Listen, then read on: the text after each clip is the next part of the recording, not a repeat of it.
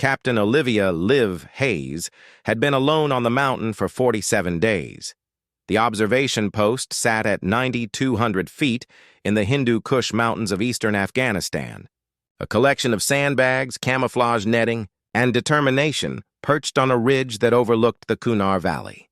From here, Liv could see 20 miles in any direction: Taliban supply routes, village compounds, the winding roads where IEDs claimed American lives every week. It was September, and the weather was starting to turn. In another month, the mountain passes would be snowed in, and this position would become completely isolated. But for now, Liv was still technically connected to the war below, even if it didn't always feel that way. She adjusted the focus on her spotting scope and scanned the valley floor. A shepherd was moving his goats along a dried riverbed. Women in blue burqas walked between compounds. A truck kicked up dust on the main road, but it was moving too slowly to be a threat. Just locals going about their daily lives. Nothing unusual.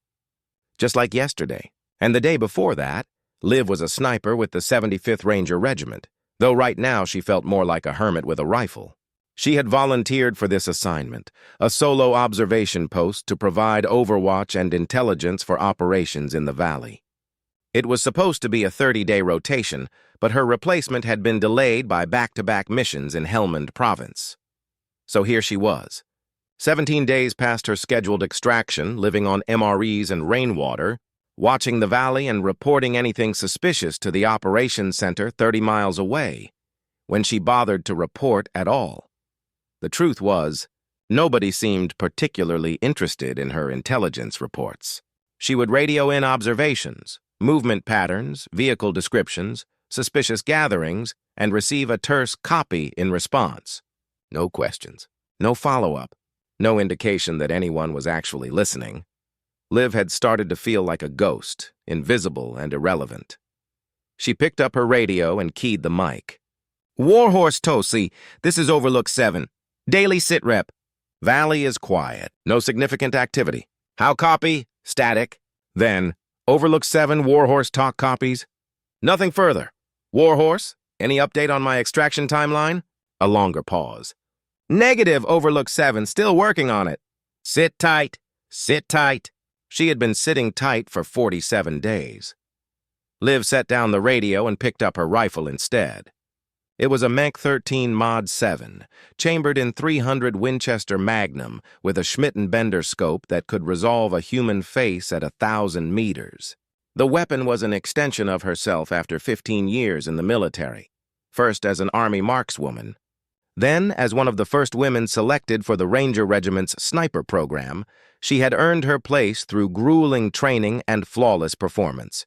She had deployed to Iraq 3 times and Afghanistan twice.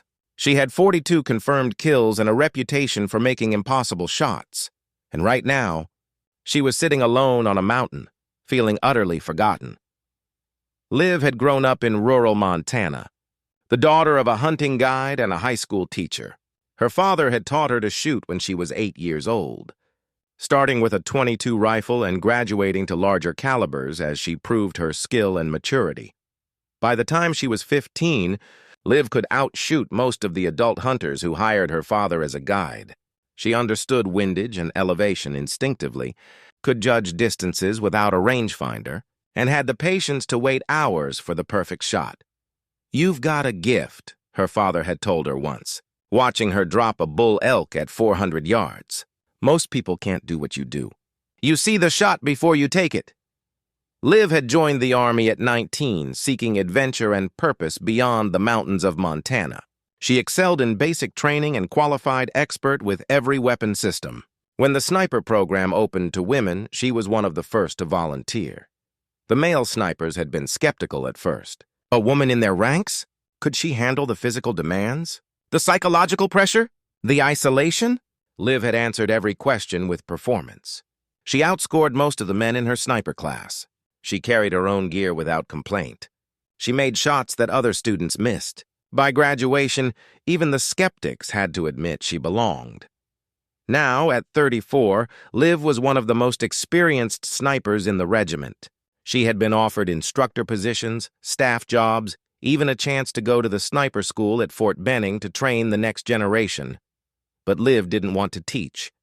She wanted to be in the field, doing the job she was born to do. Even if that job currently consisted of sitting alone on a mountain, talking to a radio operator who clearly didn't care about her reports. The sun was setting when Liv heard the first call. She was eating dinner, beef stew from an MRE pouch, when her radio crackled to life with a transmission on the emergency frequency. Any station? Any station? This is Neptune 7-1. We are under heavy fire and taking casualties. Request immediate air support and QRF. Over. Liv grabbed the radio. Neptune was the call sign for SEAL team operations. She checked her map and triangulated the signal. The transmission was coming from approximately 15 miles northeast of her position, deep in hostile territory. Neptune 7-1. This is Overlook 7. I copy your transmission. What is your location and status? Relief flooded the responding voice. Overlook 7, Neptune 7-1. We are a 6-man SEAL element conducting a high-value target raid. We are pinned down at grid November Bravo 456789. We have 2 wounded, including our team leader. Enemy forces have us surrounded. We need help now! Liv's fingers flew across her map, plotting the grid coordinates. The SEALs were on the far side of the valley in an area known for heavy Taliban presence.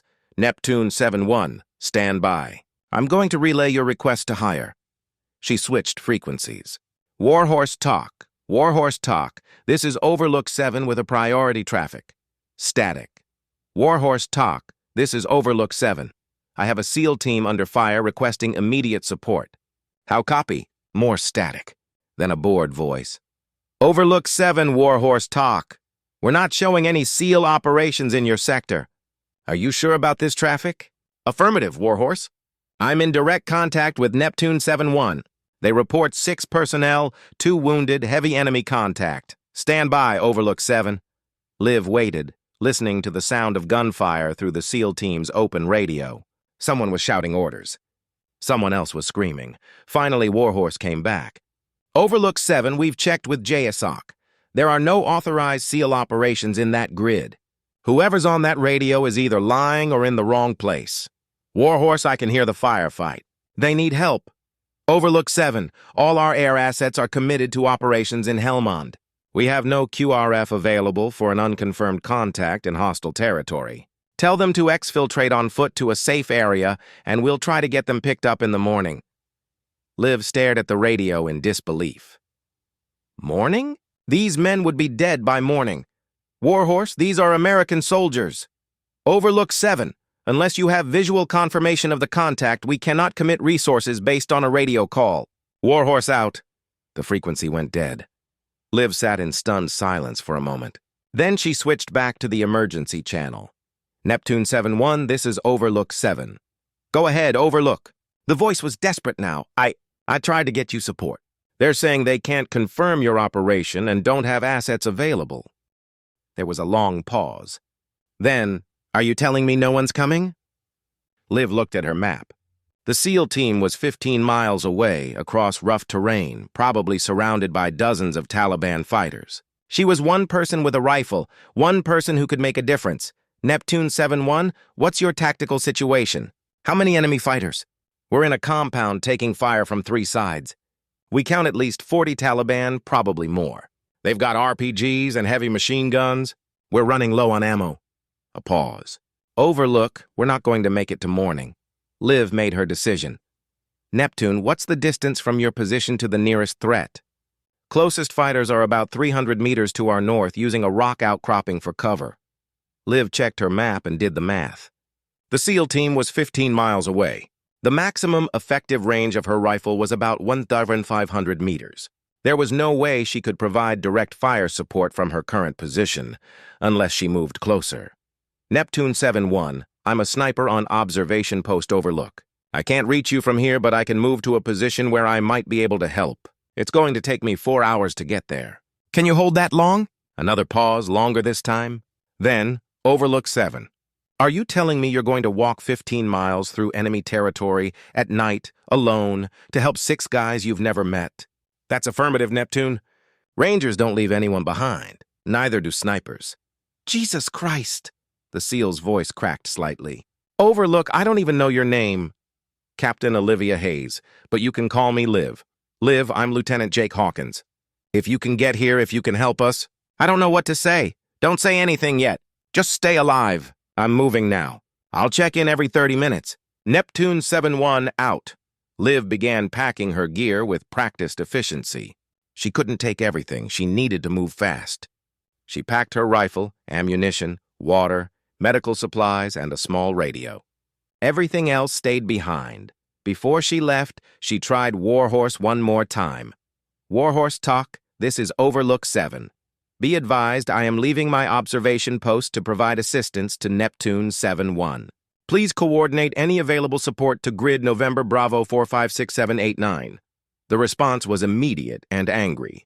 Overlook 7, you are ordered to remain at your position. Do not abandon your post. Acknowledge! Liv looked at the radio, then at the valley where 6 Americans were fighting for their lives. Warhorse, I acknowledge your order, but I'm going anyway. Those men need help, and I'm the only one who can give it to them. Overlook 7, out. She turned off the radio before they could respond. Then Captain Olivia Hayes, alone and unauthorized, began the long hike down the mountain. The first 2 miles were relatively easy. Liv moved quickly down the slope using the fading light to navigate. She had studied this terrain for 47 days and knew every ridge, every dried riverbed, every route through the rocks. But once she reached the valley floor, the situation became more complicated. This was Taliban territory. She would be moving through villages, past compounds, along roads where American forces rarely ventured. One wrong move, one person seeing her, and she would be dead. Liv activated her night vision goggles and moved like a ghost through the darkness. She skirted the edges of villages, staying in the shadows, moving during the times when the dogs were quiet and the locals were asleep. Every 30 minutes, she checked in with the SEALs. Neptune 7-1, Overlook 7, sit rep. Overlook, we're still here. Took some hits, but we're holding. Enemy seems to be waiting for daylight to make a final push. Hawkins paused. Where are you? About 8 miles out. Still moving. Copy. Overlook? Thanks. For coming. Save the thanks until I get there. The hours blurred together. Liv's legs burned from the fast pace. Her pack felt heavier with each mile. But she kept moving, driven by the knowledge that 6 men were counting on her.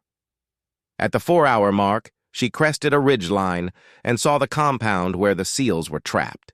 It was lit up by muzzle flashes and the occasional explosion of an RPG. Even from 2 miles away, she could hear the sound of battle. Neptune 7-1, Overlook 7. I have visual on your position. I'm going to find a shooting position. Stand by, copy, Overlook. We've got about 2 hours until dawn. That's when they'll probably rush us. Liv scanned the terrain with her night vision. She needed a position with good sight lines to the compound, solid cover, and an escape route if things went wrong. She found it. A rocky outcropping about 100-200 meters from the compound, elevated enough to give her a clear view. Perfect. She moved to the position and began setting up. She arranged rocks to create a stable rest for her rifle, cleared the area of debris that might give away her position, and ranged various points around the compound. Then she settled in behind her rifle and began to scan for targets. Through her scope, she could see the compound clearly. The SEALs had taken position in a small building using the walls for cover. Taliban fighters were scattered around the compound in 3 main groups, exactly as Hawkins had described. Liv found the nearest group, 6 fighters behind a rock wall, approximately 300 meters from the SEALs.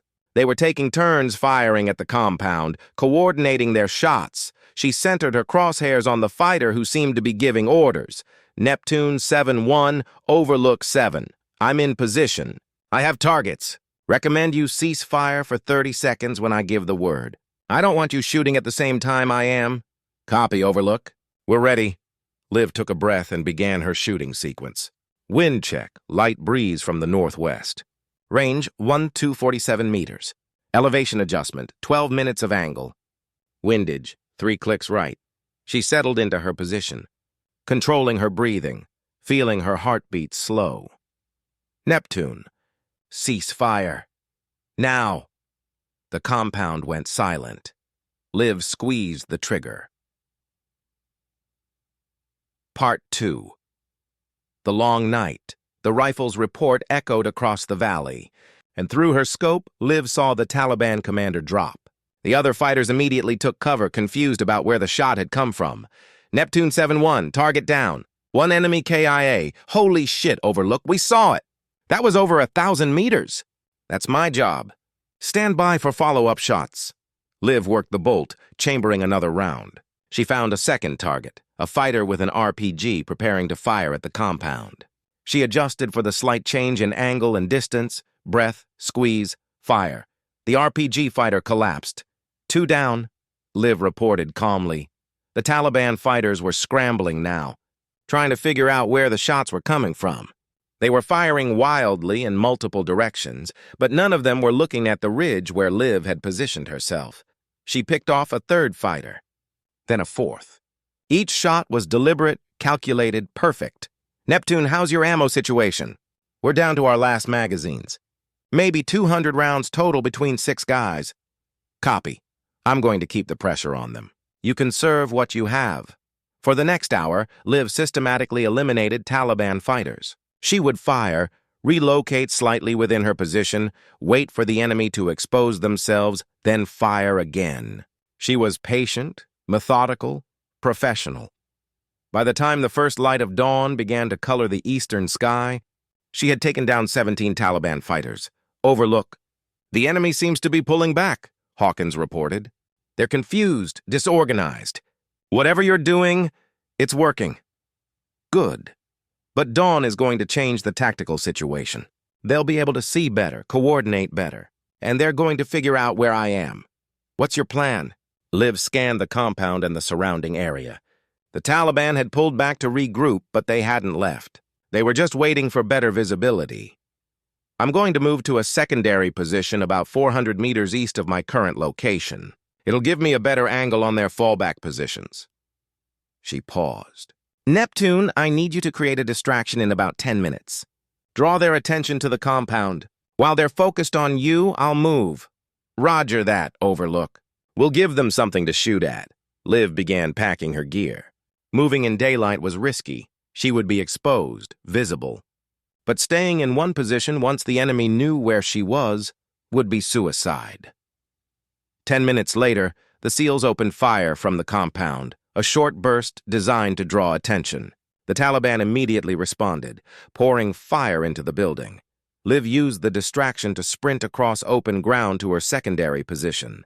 She covered the distance in under 2 minutes, sliding into a narrow depression between 2 boulders just as the first Taliban fighters started scanning the ridgeline where she had been.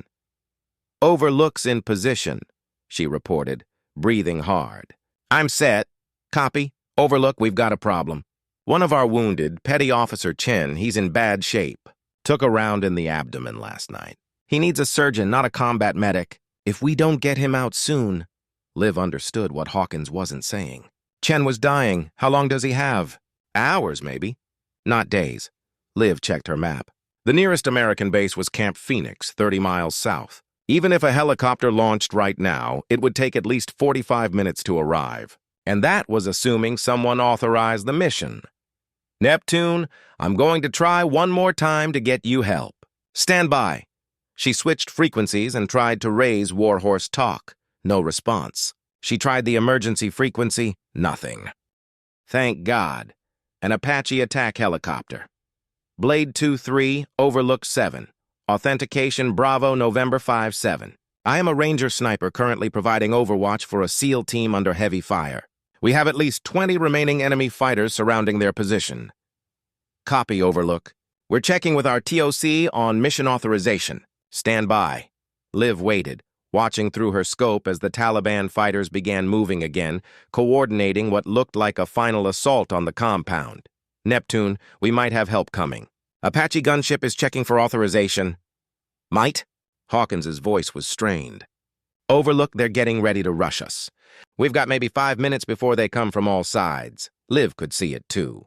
The Taliban had learned from the night's losses. Instead of staying exposed, they were using covered approaches, moving in teams, preparing for a coordinated assault. Blade 2-3, Overlook 7, we don't have time for authorization. These SEALs are about to be overrun. I need you here now. A pause. Then, overlook, we're inbound. ETF 4 minutes. Can you mark the friendly position? Negative, Blade, no smoke. But the friendlies are in the stone compound with the blue door. Everyone outside that compound is hostile. Copy, overlook. We're coming in hot. Liv switched back to the SEAL frequency. Neptune, air support is 4 minutes out.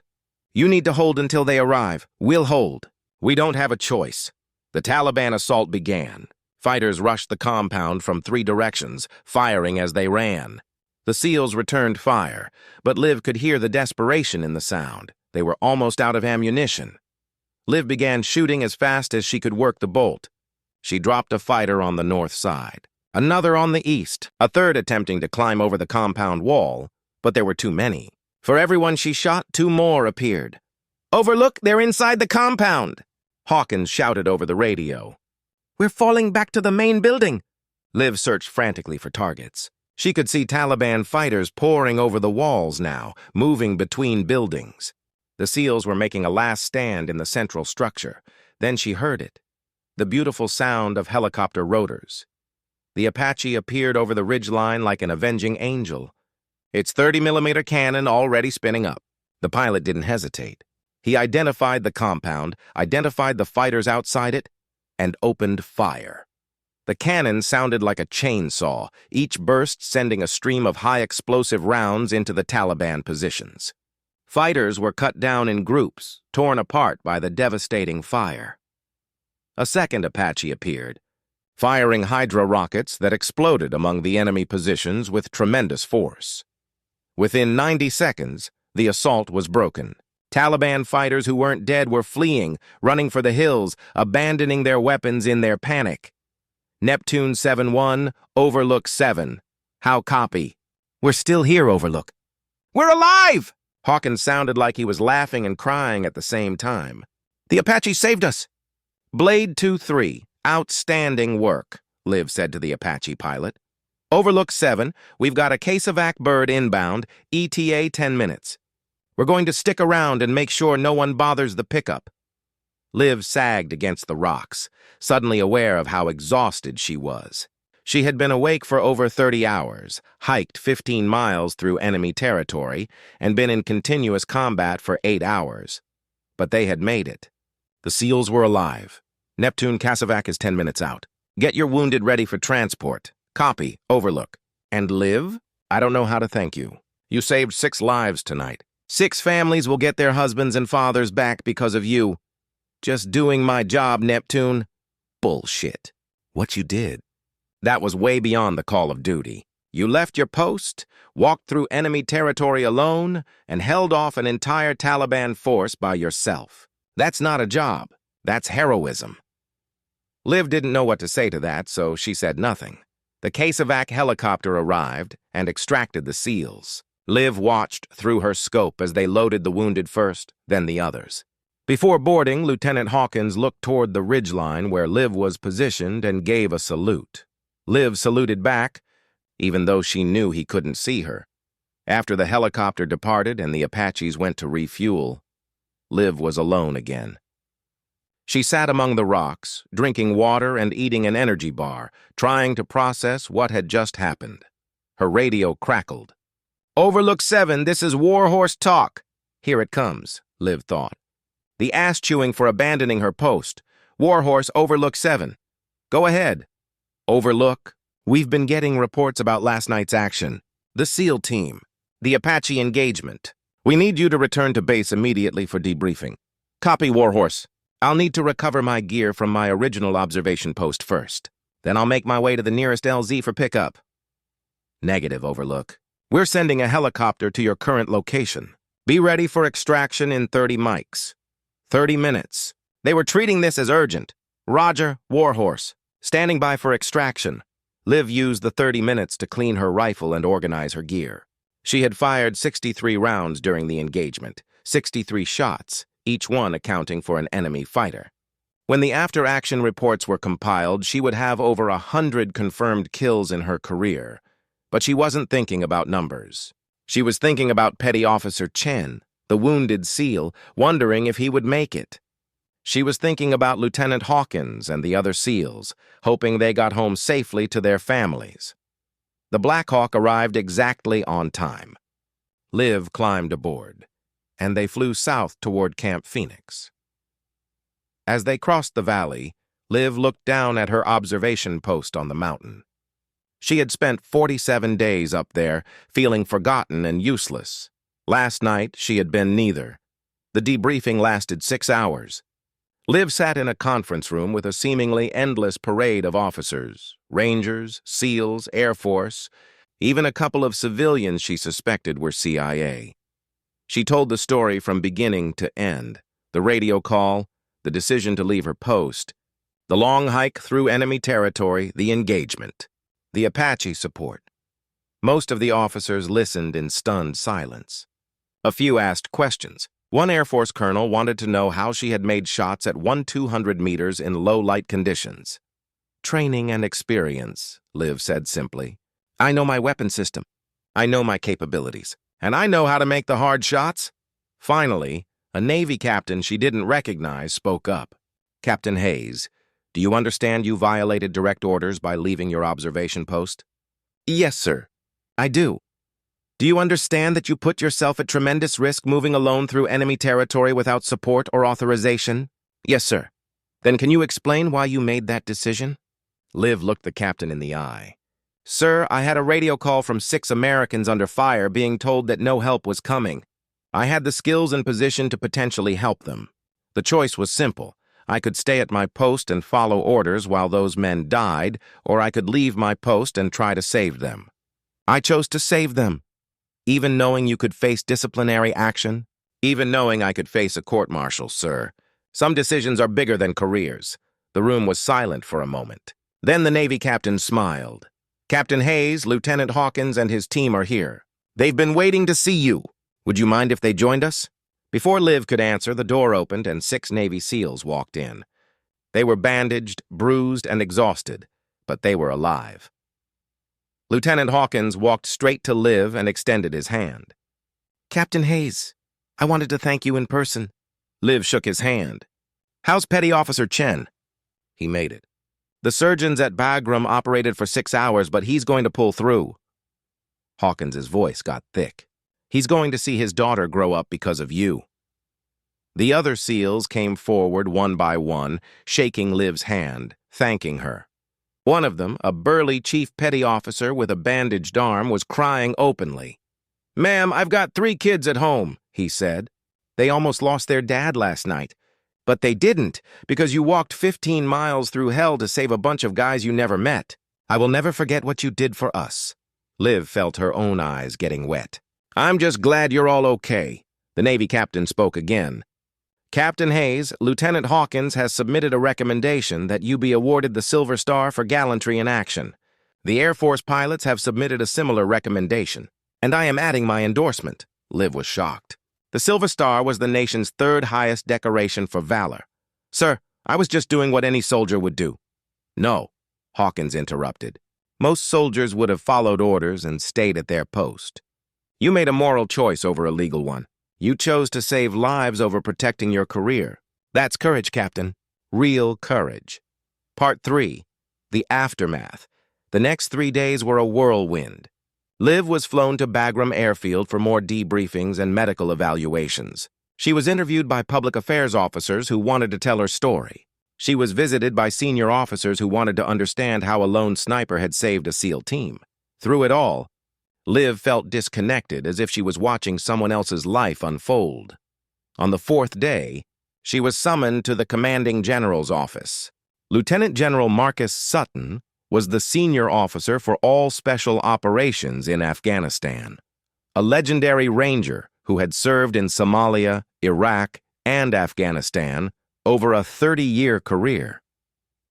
Liv stood at attention in his office while he read through a file on his desk.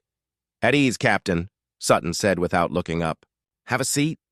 Liv sat, her back straight, her hands folded in her lap. Sutton finally looked up. I've been reading the reports from your engagement. 63 rounds fired, 63 enemy fighters killed. 8 hours of continuous combat. 15 miles through enemy territory, alone, at night. He shook his head. Captain Hayes, in 30 years of service, I have never seen a more remarkable display of courage and skill. Thank you, sir. However, Sutton continued, we have a problem. You disobeyed a direct order.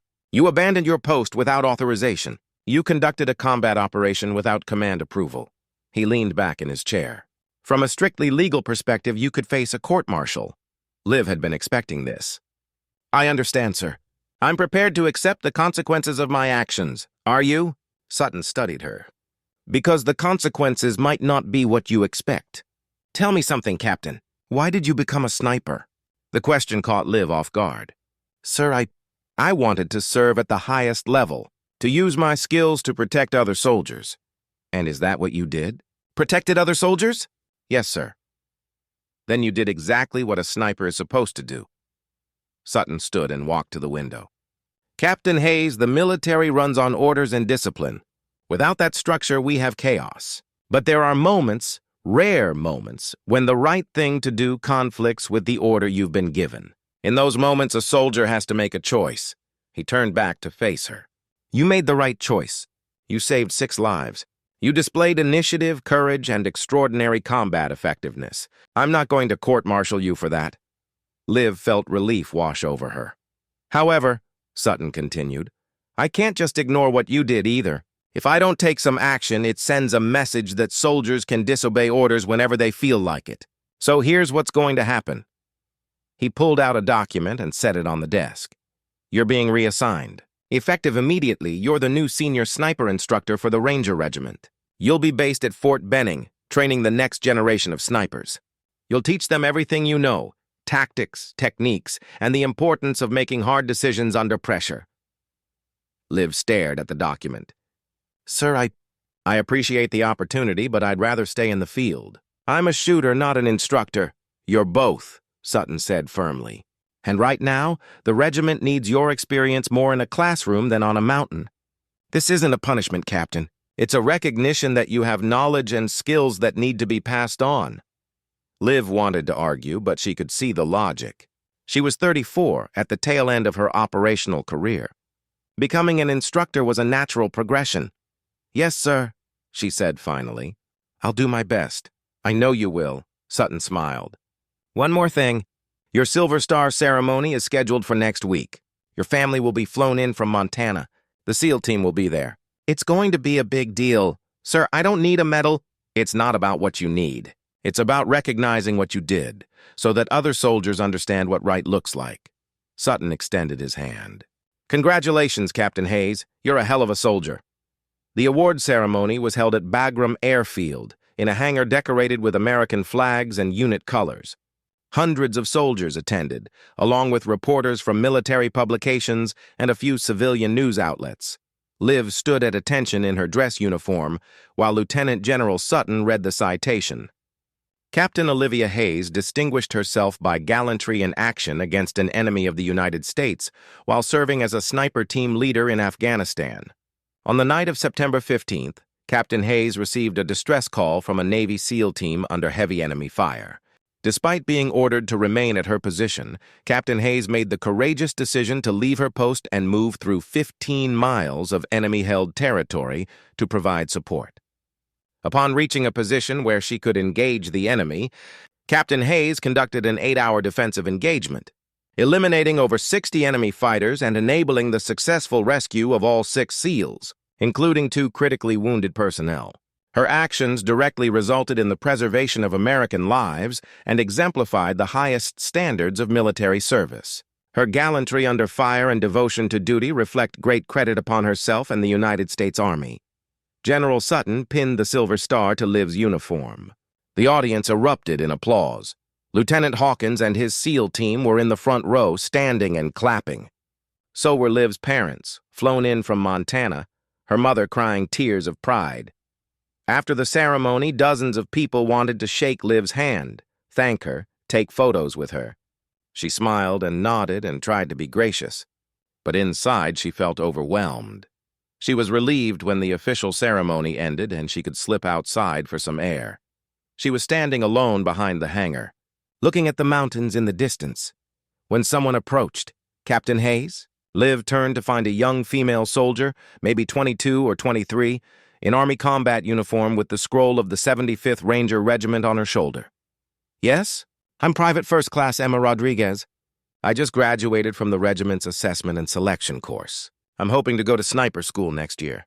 She hesitated. "I wanted to meet you. You're kind of my hero." Liv was taken aback.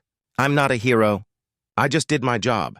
"You did more than that," Rodriguez said. "You showed that women can perform at the highest levels in special operations. You proved that we belong. That matters to those of us following in your footsteps." Liv looked at this young soldier and saw herself 15 years ago, eager, determined, ready to prove herself in a male-dominated field. "Private Rodriguez, can I give you some advice?" "Yes, ma'am.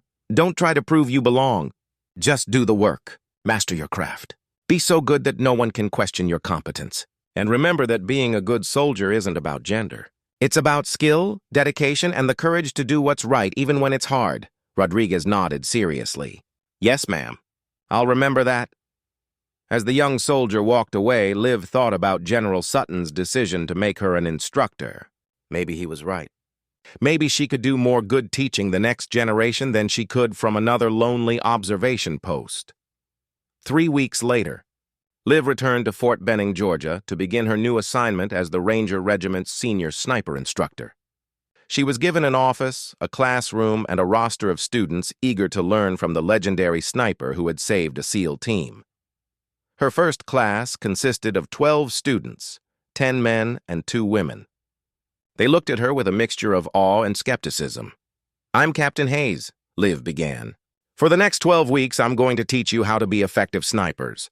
Not just accurate shooters, anyone can learn to hit a target at range with enough practice. I'm going to teach you how to think like a sniper, how to read terrain, predict enemy movement, and make decisions under pressure." One of the male students raised his hand. "Ma'am, is it true you made 63 confirmed kills in one engagement?" "It is. How did you do it?" Liv thought about that night. The fear, the exhaustion, the pressure of knowing 6 lives depended on her. "I did it by focusing on one shot at a time. Not worrying about the big picture, just the target in front of me. And I did it by remembering why I was there, to protect other soldiers. When you understand your purpose, when you know what you're fighting for, the rest becomes easier." Another student spoke up. "Ma'am, is it true you disobeyed orders to help those SEALs?" The classroom went quiet. Everyone wanted to hear this answer. "Yes," Liv said simply. "I was ordered to stay at my post. I left anyway because 6 Americans were about to die and I was the only one who could help them. It was the right decision, but it wasn't an easy one." "How do you know when to follow orders and when to break them?" the student asked. Liv walked to the window and looked out at the training ranges. "You follow orders 99% of the time. Orders exist for good reasons. They maintain discipline, ensure coordination, prevent chaos. But there's a 1% of situations where following orders means people die unnecessarily. In those moments, you have to trust your judgment and be willing to accept the consequences." She turned back to face the class. "Being a sniper isn't just about technical skill. It's about having the courage to make hard decisions when no one else can or will. It's about being the person who answers the call when everyone else says no." Over the next 12 weeks, Liv poured everything she knew into her students. She taught them how to judge wind and distance, how to account for temperature and altitude, how to control their breathing and heartbeat. But more importantly, she taught them how to think, how to assess situations, how to make ethical decisions under pressure. One of her female students, a sharp young corporal named Lisa Tran, approached her after a particularly difficult training exercise. "Ma'am, can I ask you something personal?" "Go ahead. Do you ever regret it? Leaving your post that night? Do you ever wish you'd just followed orders?" Liv thought about Petty Officer Chen, who was recovering at home with his wife and daughter. She thought about Lieutenant Hawkins and the other SEALs, who had all returned safely to their families. "Not for a second," Liv said. "I'd make the same choice again, without hesitation. Even if you'd been court-martialed? Even then. Because at the end of the day, I can live with being punished for doing the right thing. I couldn't live with myself if I'd followed orders and 6 men died because I was too afraid to act." Tran nodded slowly. "That's what I needed to hear. Thank you, ma'am." 6 months into her instructor assignment, Liv received an unexpected visitor. Lieutenant Jake Hawkins, the SEAL team leader she had saved, showed up at Fort Benning in civilian clothes. "Jake," Liv said, surprised and pleased to see him. "What are you doing here?" "I was in the area and wanted to stop by. See how you were doing." They grabbed coffee at a nearby shop and caught up. Hawkins told her about his team. They had all recovered from their wounds and were back on active duty. Petty Officer Chen had made a full recovery and was back with his family. He named his daughter Olivia, Hawkins said with a smile. "After you. Said if it wasn't for you, he never would have met her." Liv felt tears prick her eyes. I don't know what to say. Say you'll accept our gratitude. The team wants to do something for you. We were thinking of setting up a scholarship fund in your name for children of Special Operations soldiers killed in action." "Jake, that's too much." "It's not enough," Hawkins said firmly. "Liv, you gave us our lives back. You gave Chen a chance to be a father. The least we can do is honor that sacrifice by helping others." Liv was quiet for a moment, then nodded. "All right. If you think it's appropriate, I do." Hawkins leaned forward. "Can I ask you something? Do you regret leaving the field? Becoming an instructor instead of staying operational?" Liv thought about her students, about the knowledge she was passing on, about the lives they might save using the skills she taught them. "Sometimes," she admitted, "I miss the action, the sense of purpose you get in combat. But then I see my students graduate, see them head off to their units, and I realize I'm still making a difference, just in a different way." "You're making more than a difference," Hawkins said. "You're shaping the future of Special Operations. The soldiers you train will train others. Who will train others? Your impact is going to ripple forward for decades." 2 years after the night on the mountain, Liv stood on a stage at the John F. Kennedy Special Warfare Center and School. She was being awarded the Distinguished Service Cross, the nation's second highest decoration for valor, upgraded from her Silver Star after a comprehensive review of her actions. The citation was read by the Army Chief of Staff himself. Captain Olivia Hayes distinguished herself by extraordinary heroism in connection with military operations against an armed enemy. Captain Hayes displayed unprecedented courage and combat effectiveness, moving alone through enemy territory to provide life-saving support to a besieged Special Operations team. Her actions resulted in the defeat of a numerically superior enemy force and the preservation of 6 American lives. Her selfless service and unwavering commitment to her fellow soldiers exemplify the finest traditions of military service and reflect great credit upon herself. The 75th Ranger Regiment and the United States Army. The medal was pinned to her uniform, and the audience, filled with Special Operations soldiers, including Lieutenant Hawkins and his entire SEAL team, gave her a standing ovation that lasted 5 minutes. After the ceremony, Liv was surrounded by well-wishers. But the moment that meant the most came when one of her former students, now a qualified sniper serving in Afghanistan, pulled her aside. "Ma'am, I used your teachings last month. My team was in contact, and I had to make a difficult shot to protect them. I remembered what you said. Focus on one shot at a time. Trust your training. Remember your purpose. I made the shot. My team made it home." Liv felt a surge of pride. This was why she was an instructor. This was her purpose now. "I'm proud of you," she said simply. That evening, alone in her quarters, Liv looked at the medals in their presentation cases. The Silver Star, the Distinguished Service Cross, the Bronze Star with Valor device from a previous deployment, the Purple Heart from when she had been wounded in Iraq. They were symbols of service, of sacrifice, of moments when she had been tested and found worthy. But the real reward wasn't the medals.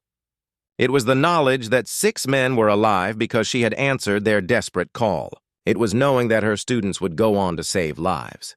It was the letters she received from the families of the SEALs, thanking her for giving them back their husbands and fathers. That was the real measure of a soldier's worth, not the decorations, but the lives touched and saved. Liv turned out the lights and looked out the window at Fort Benning, at the ranges where her students trained, at the barracks where the next generation of warriors slept. Tomorrow, she would be back in the classroom, teaching, mentoring, preparing soldiers for the challenges ahead. because that's what she did. When others said no, she said yes. When others walked away, she walked forward. When the desperate SOS came and no one else responded, she answered. She always would.